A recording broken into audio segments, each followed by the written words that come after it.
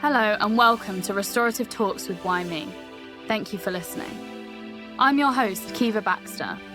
Join me as we explore what restorative justice is, how it supports people affected by crime, and what the future of restorative justice looks like. We will be discussing some sensitive topics in this podcast, including depictions of crime. In this episode, I'm joined by Janika Cartwright, who went through the restorative process after being stabbed by her ex-partner, and Lucy Jaffe, Director of the National Restorative Justice charity Why Me. Janika and Lucy will be discussing the future of restorative justice. What does it look like and how do we get there? Welcome to the podcast, Janika and Lucy. Could you tell us a bit about yourselves and your involvement in restorative justice? Hello, Keeva. Lovely to be here. I'm Lucy Jaffe. I'm Director of Why Me, Transforming Lives Through Restorative Justice. And I have been working here for 12 years, and I'm completely passionate about restorative justice and its potential to transform the lives of both people who've committed crime and those who've suffered from crime. Janika, over to you. Hello, my name's Janika Cartwright. I have lived experience of restorative justice that was facilitated by Why Me back in 2016, after 3.5 years of fighting for restorative justice, where no service would help me or even have that conversation with me, as it was domestic violence was the crime. I was a victim of attempted murder at the hands of my ex-partner. And I'm very passionate about restorative justice. I'm now an ambassador for Why Me, and an ambassador also for the West Midlands Police and Crime Commissioner for Restorative Justice, and fighting for the rights of victims to have access to restorative justice. Thank you. It's a pleasure to have you both here today. So I want to start by asking, based on your experience, what do you think we can do to improve access to restorative justice? Really, that's the mission of Why Me. So Why Me exists and was set up by a victim of crime to promote and deliver restorative justice. So the first thing we need to do is we need to get the communications right about it. And we need to explain how it releases people's potential. It gives people answers. And it's also incredibly cost effective, because if you help people to get restorative justice, not only do victims go on to lead full, fulfilling lives, or more likely to, people who commit crime are less likely to go on and do it again. It really does make people think twice, and it gives agency to victims. So we need communication. I think we also need the proper statutory instruments. So we need Victims Code of Practice, which we've got, to be strengthened. So at the moment, it just says you have a right to information. And we would like it to be a right to be referred to Restorative Justice Service. Because time and time again, like Janika says, people are getting stopped from getting it. It's like, no, you're not appropriate. You're not the right person. And whose right is it to make that decision? And the best person to really make that decision is the person concerned with a restorative justice professional who can advise on how safe and appropriate it is.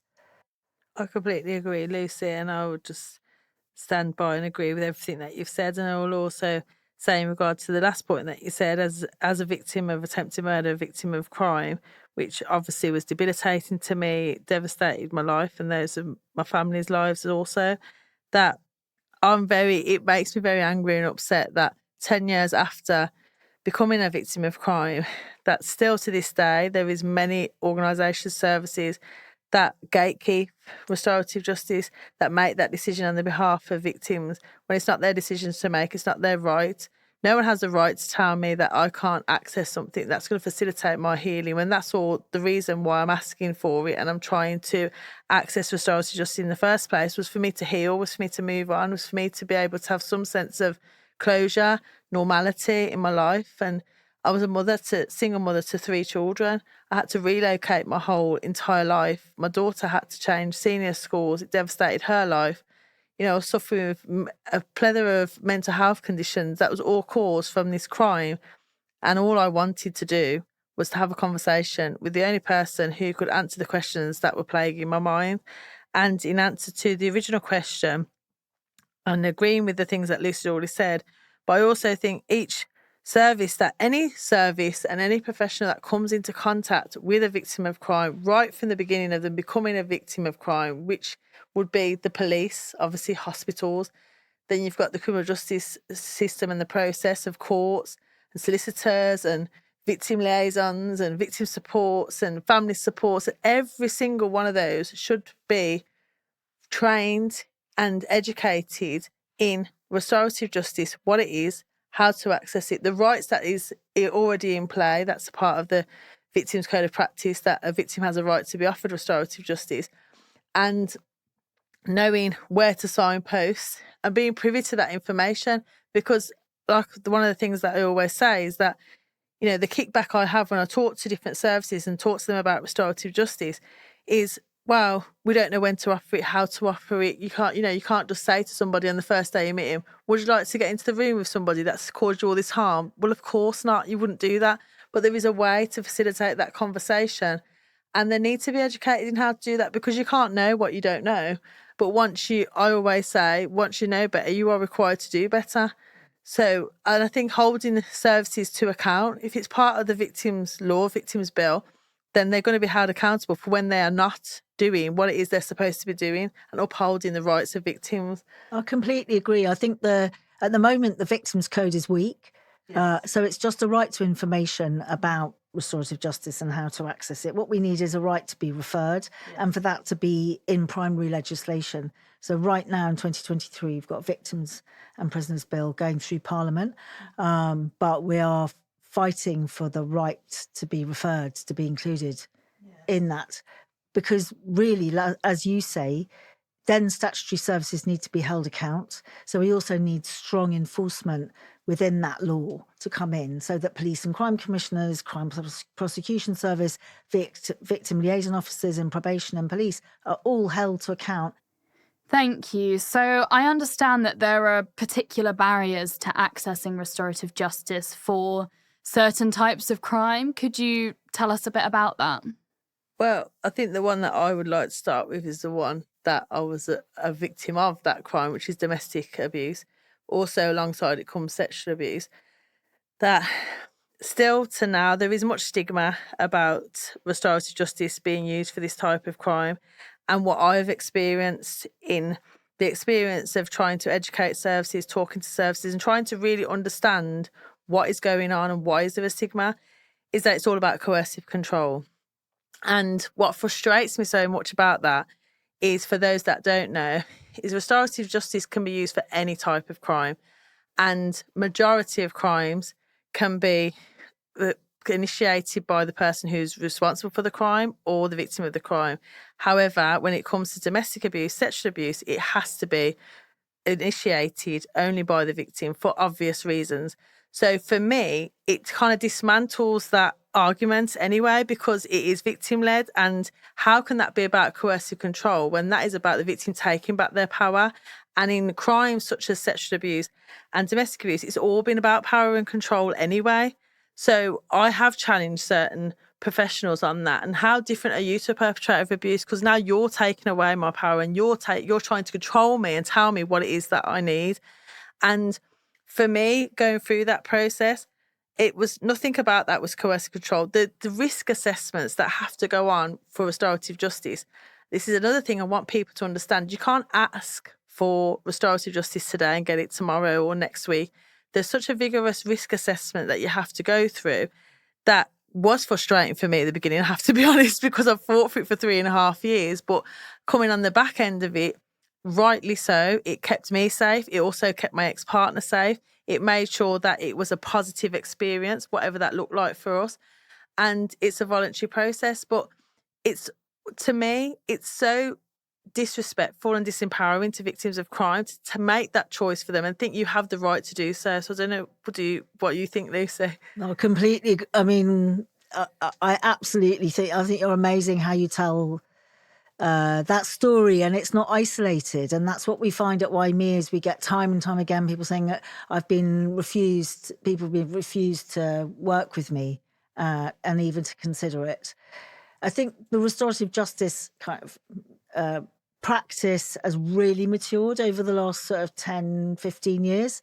So now we're seeing trauma-informed restorative practice, the ability to understand and to work with people who've been through suffered particular types of crime, including hate crime, identity, and the potential for further harm through meeting that person has to be minimised and eliminated before you can proceed. And also the trauma of people who have the knowledge and experience and are able to understand how when someone's identity is attacked, how that then can, for example, if you're LGBTQ+, that could happen to you again any other time walking down the street. So, you really are very vulnerable and, you has to be treated very carefully. We also need to ensure that the restorative justice practices and services are properly resourced and funded and have a really good knowledge about how to work with different groups of people. Really be asking, who are we seeing? Where are the gaps? Where are the people who are invisible, who are not having access to our service? And that, I think, takes joined up thinking by government to fund PCCs properly, but also to encourage co-commissioning with the local probation and prison services so that there's an investment from both sides of the victim-offender divide. So what restorative justice does, which is really challenging, is it says, let's not work in binary here, good and bad. Let's work in terms of restorative. We're going to try and restore everyone as much as possible through this amazing process of restorative justice. In order to do that, you need co-commissioning and you need proper funding to make it work. And that also takes a national action plan. So this government needs a national action plan that maps out restorative justice right across the country and explains and identifies how it all joins up. Because at the moment, what I see is a fragmented patchwork of some really good practice and some places where there's massive gaps. So leading on from that, you've talked a bit about the wider criminal justice sector, but I'm wondering what you think needs to be changed in the restorative justice sector itself in order to improve the provision of restorative justice. Well, I'll just give you an example about for example, youth justice services all provide restorative justice, and they're really leaders in the field. So every single victim of crime, every single young person, their victims are contacted and offered restorative justice. That's the model in youth justice, and they're doing the volume is far higher than it is for adult offenders. So Why Me have just campaigned and achieved a 10th key performance indicator with the Youth Justice Board for victims and restorative justice. So that is going to drive practice at youth offending team level. So they are going to have to report on their work on victims and restorative justice every year. And I know that that's already making an impact. And it's also making restorative justice more visible. And therefore, that's one of the things we need. We need people to know about restorative justice because so many restorative justice services are underused. The second thing I think the restorative justice sector need to do is to become more aware about how to work in an equitable way, how to open their doors to people who don't speak English as a first language, people who might see the police, say, as a hostile organisation that they are scared to go and work with. We need independent restorative justice, independent from the police, independent from a victim service, independent from offender service, to stand alone as neutral third-party facilitators that either side can walk into and feel safe. I think we need a more diversity of people who are restorative practitioners. So we need to open up the profession to younger people, to people of colour, to more LGBTQ+. We have to become more diverse if we are saying that the sector needs to be more open and better equipped to deal with the needs of people. No, actually, yeah, that's a really good point, Lucy, actually, because, I think representation is really important. And I think it can put people on the back foot. So, like you said, if you're from a minority group of race, and that can be a big thing and a big barrier for I'm mixed race. So part of my heritage is Jamaican, but my skin presents quite white to white. And I know I will always have that, and I've always had that. But obviously I've got members of my family that are black, and they find that there's not if they was to go to an organisation, it was all white, for instance, they'll feel like their needs are not ever going to be understood. The different things that they face, the tests, the challenges that they face, the struggles that they face as a person who is black in today's society, which is unfortunate, but it's true. I have a daughter who is part of the LGBTQ plus community, and you know, for her, representation matters as well, because she feels like she's ostracised in a lot of the things, and understanding who she is and how she is. And I think opening it up and making it more diverse would break down those barriers that some of the people may face that would want to access restorative justice as well. Thank you. I think that's a really important point. So, leading on from that, how can you envision restorative justice being used to address institutional harm? For me, I feel like restorative justice is the most powerful tool in the journey of not only healing for victims, and it's so life-changing for victims, but also for people responsible for crime, to hold them to account, but also bring empathy to the forefront. And I think in regards to institutional harm, restorative justice is such a natural human way of relating to each other. Communication is key in every part of our lives, I believe. And I think the breakdown a lot of the time, if you look at breakdown in marriages, breakdown in relationships, you know, with services, is communication. And bringing this to the forefront and hearing the impact that your actions have had on somebody else, whether that's institutional harm, whether that's, you know, any type of crime that's been committed, people need to hear the impact that their actions have had on somebody else. And hopefully my prayer and my hope is that having restorative justice embedded in every part of our society, that can really bring change, transform people's minds, allow people to learn from sometimes their mistakes, sometimes bad practice, sometimes their intentional actions of wanting to harm somebody, because crime is on the rise all the time. And how do we eradicate crime? Are we going to eradicate crime? It breaks my heart to think that there's not one answer that how we're going to eradicate domestic abuse, for instance. But if we can't eradicate the crime, how are we going to facilitate healing and those people to live productive, positive lives after they've become a victim of crime, for instance? Yeah, I completely agree. I mean, I think often when I hear about institutional harm, it is the answer, people reach for the answer straight away. So, for example, you know, transatlantic chattel slavery, you know, like, what are we going to do about that? I know, we're going to chuck loads of money at it. Well, have you actually asked the people who are harmed by that what they want? And for me, that's the real starting point. And another example would be, so I know the church commissioners, for example, put £100 million into a perpetual endowment fund as part of a restoration of harm. It's really fascinating to me. So they're going to appoint an advisory board. That's good. My question is, how restorative is it going to be? Because how do you understand what the needs of the people affected by transatlantic chattel slavery? It's so huge. Good question. Great kind of start. Another one would be, when you get an inquest, at the end of the inquest, the families are quite often still left with loads of questions, and particularly where the state's involved, and specifically the police. There's a number of instances of that. So, I mean, there's families like the Cherry Gross family. They came to the end of an inquest and they've still got questions like, why me? Why my mum?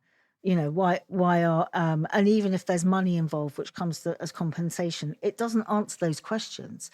And there, I think restorative justice, properly mediated, which isn't tokenistic by the institution, because I think there's issues about wheeling out some low level, you know, a police officer who's kind of low in rank to kind of go, oh, I'm really sorry. You know, that we do proper restorative justice can heal people. That's such a great word, Janika. I just think it's so important. And then it's a learning as well. If they're really listening, the institution, you know, what they're really learning. An example of restorative justice, if you like, gone wrong is the Windrush. I can't remember the exact word for it, but so the government pledged to do things in order to remedy or to restore the harm caused by the hostile immigration policy. not only have they hardly not done any of the outcome agreement, but they've also withdrawn some of the things they promised. Now, in a restorative justice, we would call that not restorative. We would call that actually doing further harm. But there's great potential for restorative justice in those cases. And when done well, I can feel hope and positivity. And I really, really think there's a future for restorative justice in those cases. Thank you. So my final question for both of you is, what does the future of restorative justice look like for you? What do you envision and what are your hopes for the future? I think for me is having it as part of the Victims' Bill, is having it as law, is ensuring that every single victim of crime is offered restorative justice, not just given a leaflet. It's an offering of information at the moment, which can be easily said, well, we've done it because we gave them a leaflet. If that, you might as well have given a victim of crime a leaflet that's in a language that they don't speak, because if you've never heard of it and you are in the midst of your trauma, that means nothing. You get so much paperwork, you get so much leaflets. It absolutely go in the bin. I know a lot of leaflets I had went in the bin, so that's not enough. So having it, really embedded into the criminal justice system for me as a victim of crime, at every level, that if you've missed it. So as a victim of crime, I should have been offered restorative justice umpteen times, because it should have been at every single level, every single person I came into contact with, holding to account those services that are not offering restorative justice, and really learning from those who've lived experience as well, activating the voices of those who've lived experience, because they are the experts in their own stories, in the journey of those that have gone through it, know what it means, what it feels, where the loopholes are, and really valuing those voices of those people instead of devaluing them because they're a victim of crime, because they may be traumatized, because they may have mental health issues. I always felt like I didn't really want to tell people that I was suffering with depression and anxiety and PTSD, because I already knew there was a negative connotation to what then came out of my mouth was going to be devalued because of those reasons. But it didn't mean what I said was any less of importance, because it was my experience, and all I ever wanted anyone to do was listen to my experience and learn from the mistakes that have been made, because every single service I came into contact with failed me on different levels. That wasn't just to do with restorative justice. It was on many, many different levels. I could give many, many different examples, which I won't go into now, but I was failed. And this was not my fault. I didn't choose to become a victim of attempted murder. That was imposed onto me. And all I've ever wanted to do was heal. And that's what every victim of crime has the right to do, is to heal from the harm that has been caused to them and to be supported in doing so. I just think Ministry of Restorative Justice, rather than Ministry of Justice. Let's put victims right at the heart of that ministry. Let's fund restorative justice properly. Let's have every single prison, probation service, police service and victim service. So my big vision would be, let's have a Ministry of Restorative Justice. Coming down on a more practical level, not practical, but, if we can't have that straight away, a national joined-up action plan, a named restorative justice minister, a named restorative justice civil servant, proper budget and funding right across the board, I think has to be where I'm sitting. That sounds amazing. And I'm hoping that will happen one day. And I'm just so grateful to YME for fighting this fight. And I know that you will never stop. And you, Lucy, are amazing. And I'm so proud of and grateful for everything that you do for victims of crime. And I know that you will never stop. And with your help and those that are listening's help, then it's hope that we will get that vision to come to reality one day. Yeah, you're the heart and the engine of what I do. So you inspire me every day, Janika. Thank you. What a lovely way to end the episode. Thank you so much for your time, Janika and Lucy. It's been great to hear your vision for the future of restorative justice and how you think we could get there. So thank you very much. Thank you for listening to Restorative Talks with YME. We hope you enjoyed this episode. If you want to find out more about restorative justice and how to access it, visit our website at www.y-me.org.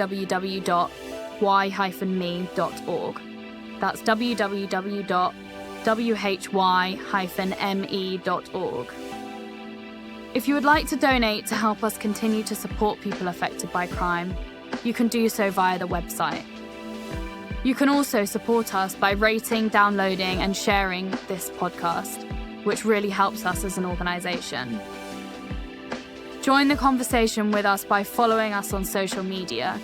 You can find us on Twitter, Facebook, LinkedIn, and Instagram at WhyMeUK.